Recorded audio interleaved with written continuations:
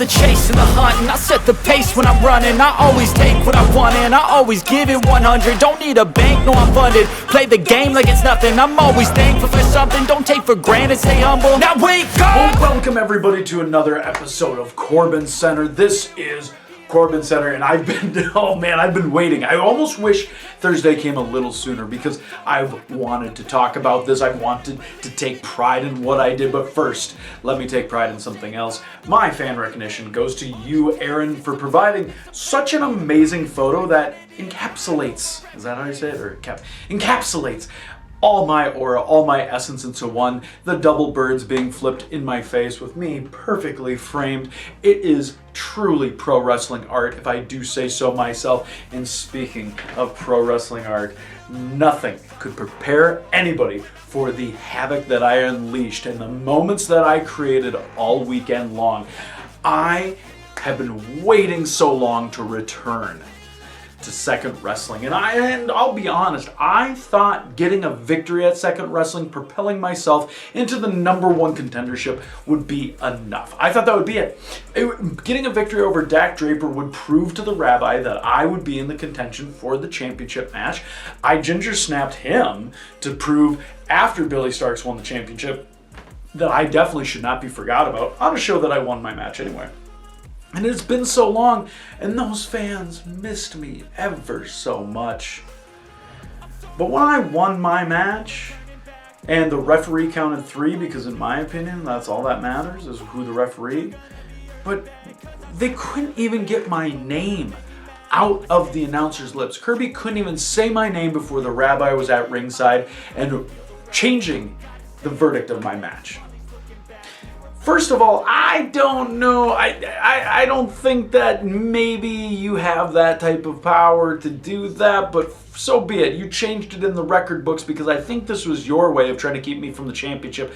But sure enough, I always find a way. I am the Jeff Goldblum of professional wrestling in the sense where life finds a way. And the life essence in which I am is creating unleashable hell all over, creating memorable moments, creating moments that would change the direction of your company. And that is exactly what I did when I ran and pushed Billy Starks off. And I've seen post after post after post of this young phenom that she is your champion. She's your first ever champion, year-long reigning champion. And no one got the satisfaction of ending that reign more so than me. Sure, it went to Eric Cannon, who I can't stand, who I hate, and I've beat Eric Cannon, so you better keep me away from Eric Cannon, because sooner or later this guy's getting the Second Wrestling Championship. But it wasn't enough. My moment was taken away from me. I decided that I was going to take those moments away from everybody else. So Cannon, you don't even get your moment to celebrate in the sun. And I had ginger snapped you, and then Effie came at me with the line. I evaded it just so nicely, hitting him with the ginger snap. And then, Miss Kate, I have no problems with you. We were actually good. We high-fived. Hi. But you can't be too slow, because ginger snap, and then you get caught right like that. And then the referees, they thought that they had seen it enough because, Rabbi, you were hiding, and like an authority figure, you should have been right there at the ringside like you were for my match, but you weren't. You sent your 2 zebras out. And Mr. Darin, unfortunately, he just felt the wrath of a ginger snap. Do not think that I will not hit a referee with a ginger snap. I have hit a referee with it before. And why were you sending them out to do your work? Perch, you're lucky, because out of the corner of my eye, that's how the former champion, getting up to her, back to her vertical base.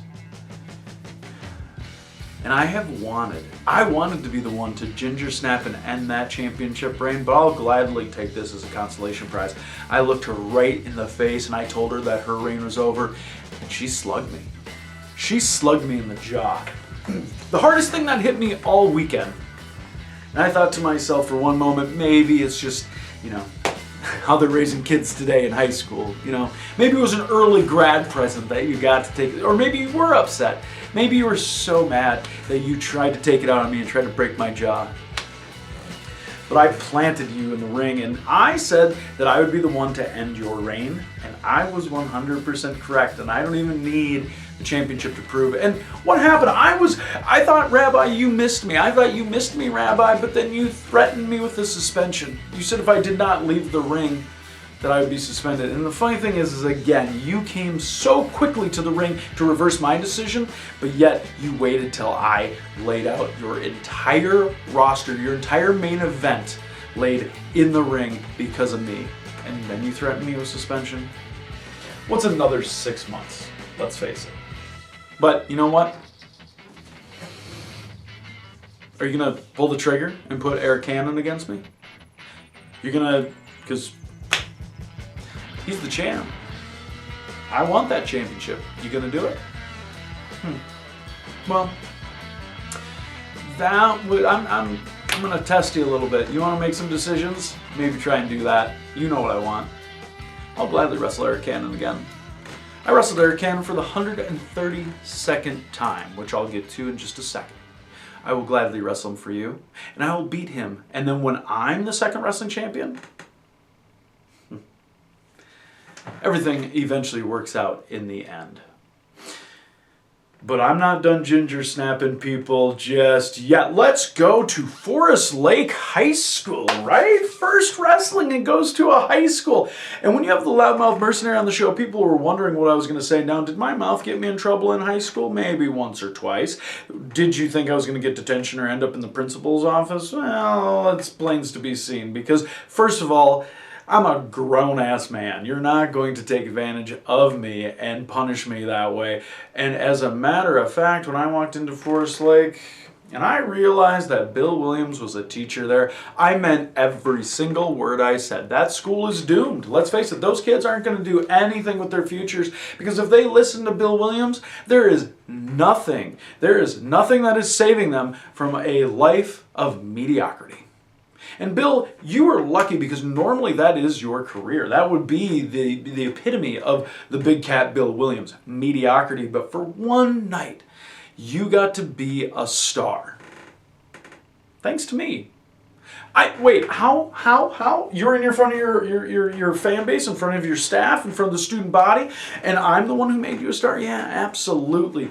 Kids don't like teachers. Nobody likes teachers. That's the biggest thing. So when I came out, I got them I got them against me. So they were rallying against me. Everyone needs somebody to hate, and that's totally fine. And when somebody comes in and tells you the truth, they don't like it. So you've been feeding them lies. You've probably been telling them that they're good students. You probably write giant A's on their paper when really it should be the F. That school gets a giant F from me. And your choice of tag partners, even worse. Let's just go incomplete, because blah. All right, so like if I've ever seen an epic fail. But look, you had a moment. You picked up the victory. You didn't pin me. But I still got another. I'm just hitting referees with ginger snaps. These zebras are just falling left and right. And that's the thing. Like, do I have to respect authority? You think I'm going to go to a principal's office when the main guy who's supposed to hold the rules? I remembered every time in high school when I played a sport, football, basketball, track, whatever, and I thought of all the times I got called. Like the one time I got threatened to be DQ'd in a swim relay, in a relay I wasn't even in. Or the time that they thought I faulted on the board when I was a diver in high school. I thought of every referee who ever took their little means of power. And that's exactly what this referee did. And he learned his lesson, because a ginger snap. And I wish, Bill, that it was reserved for you.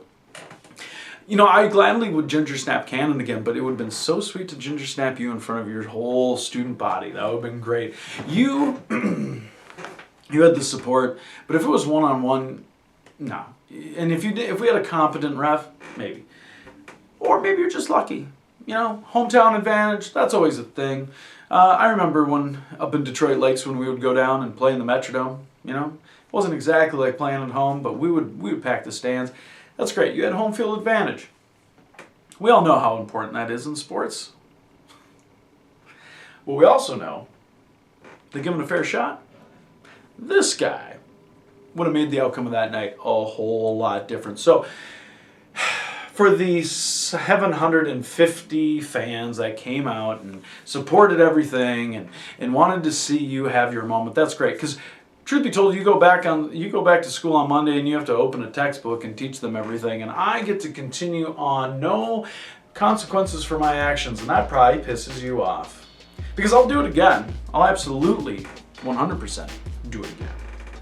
And then I went to AWF and I had a match there. And so like my weekend was pretty eventful. I travel, I got to do a lot of stuff, and I love those type of wrestling weekends. Those are absolutely, but I'm not losing sight on what's coming up. I have a huge event coming up. My birthday, So let me just throw this up, the good old the P.O. Box, because you can send me all the birthday gifts you want, all the fan mail you want, because there's no better time to show your Darin or Corbin appreciation than now. And if you don't send it there, here's a couple shows I'm coming up to. I'm going to be at Freelance. Yeah, that's right. That Battle Royal, baby. Chicago fans, they love me. And then I'm staying close because I'm going to be doing Freelance Underground, and I got a first time ever matchup against Chico Suave, and it's for a championship. So is Corbin going to bring home his first championship of 2023? Yes. And then I have the VFW, a building that I've done very well in for First Wrestling. And of course, if you thought that I was just going to let this loss at the Forest Lake High School go, yeah, you don't know anything. So there's that. So perfect. And then also Pro Wrestling Battleground back at Willibski's. And then I'm going to take Memorial Day weekend off. I'm going to enjoy it because the summer is going to be packed. And if you take a look at my schedule, you are going to see that I'm going to be very busy. So imagine what I just did in 3 days. And look at all my weekends here. I'm going to be unleashing. It's going to be the Summer of Corbin. Last year, WrestlePalooza champion. This year, coming up on 1 year as WrestlePalooza champion. 1 whole year. Just know this, when I hold championships, I don't lose them very easily, and I hold on to them for a long, long time. I'm actually probably still the Echo Pro champion. I don't even know. I'd have to go look at that one. But I would stay tuned. But I've been waiting to share how excited I was to go Ginger Snap crazy. Half dozen of those. 6-pack of Ginger Snaps. Not a bad weekend if I say so myself.